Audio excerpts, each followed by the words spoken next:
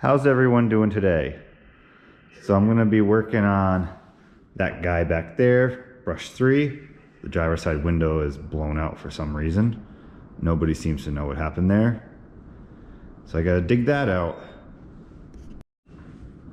If you don't have auto eject, you always wrap the cord through the door handle in the hopes that somebody might remember to unplug it from the truck before driving off.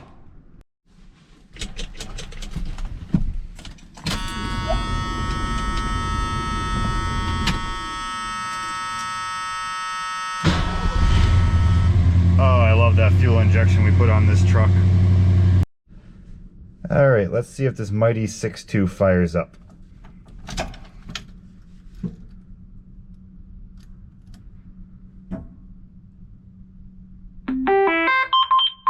One moment, please.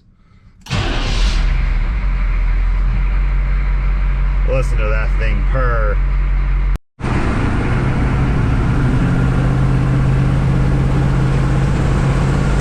This thing hasn't been driven in a while, so it'll be good for it. Sinitis is very bad. I replaced the blown out driver's side window on this truck. I skipped that boringness for you guys. So now, who wants to go see this thing do brush truck stuff? All right, let's go do it. On board we have 80 gallons of water and 50 feet of 3/4 inch booster line right here. This truck was meant to be a quick attack spot fire truck. We have one of these little attachments. It's meant for 3/4 inch line. It's called the Scotty. And what you do is you put your foam in the jug and you would spray it on what's on fire and foam the area. These are super handy little devices. Let's see if this thing still pumps water. Hasn't been running a while. Fuel on, choke, a little bit of throttle.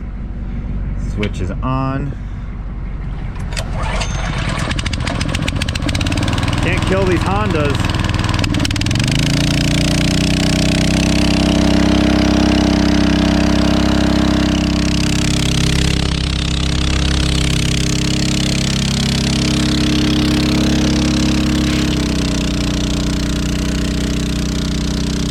Looks like it's still pretty happy.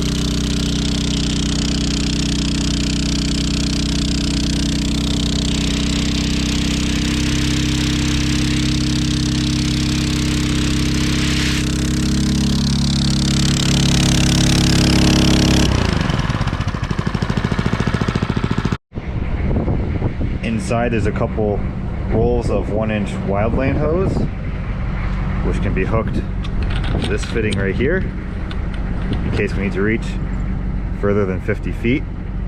Just actuated by that valve right there. This pump can only run one line at a time, so it's either the booster reel or this line right here. This truck also sports a worn 8,000-pound winch on it. So before we hit some trails, let's go over a little bit of winch safety. Winch controls are pretty basic. You have in and out on your controller, and this is free spool. So now I can just take the cable, pull it right out. When pulling cable, always hold on to the tether, never onto the hook or the cable itself.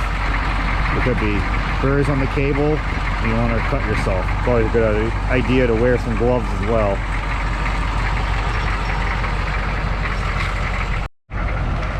When hooking the cable up to a tree or some other anchor point, never take the cable and hook it to itself like this, because the cable will break where it's hooked to the hook. Cables do not like sharp bends.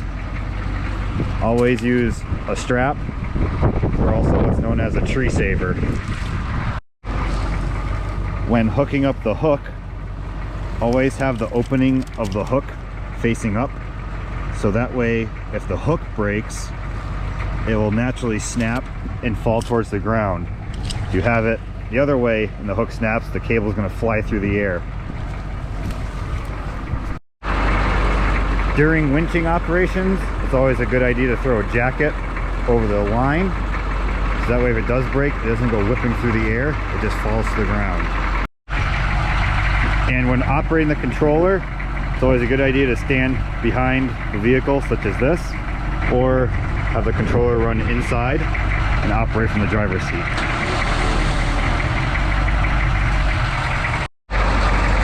When winding up your cable, you want to have nice even wraps like over here. You don't want this.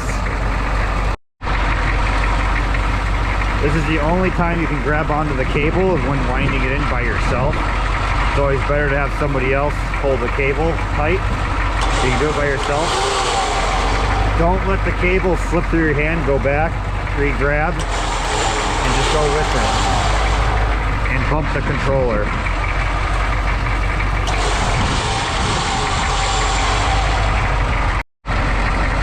And there we have a nice, neat wound up winch, and all our fingers are intact.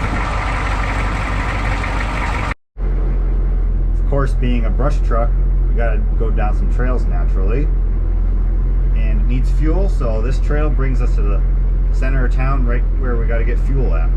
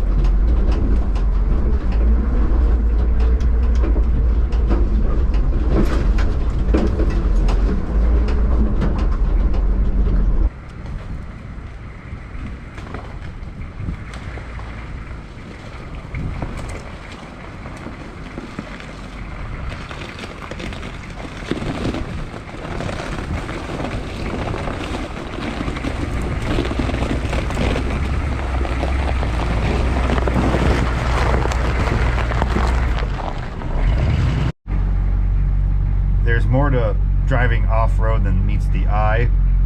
One thing is, when grabbing the steering wheel, never wrap your thumb around it, because if one of those front tires catches something like a rock or a stump and whips that wheel around, you'll break your thumb on the spokes of the wheel.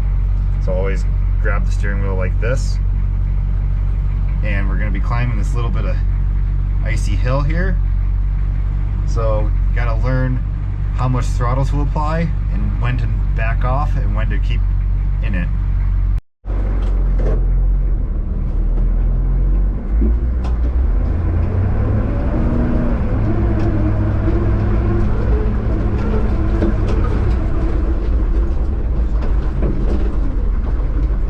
And just like that, we made it up the hill.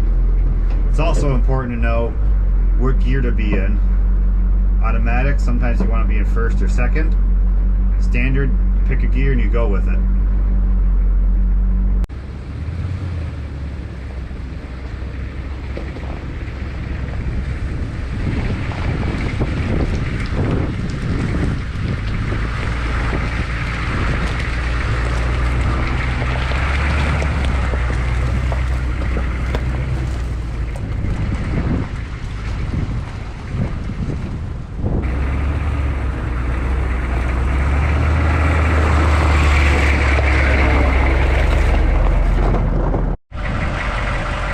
Well, I hope you enjoyed this video.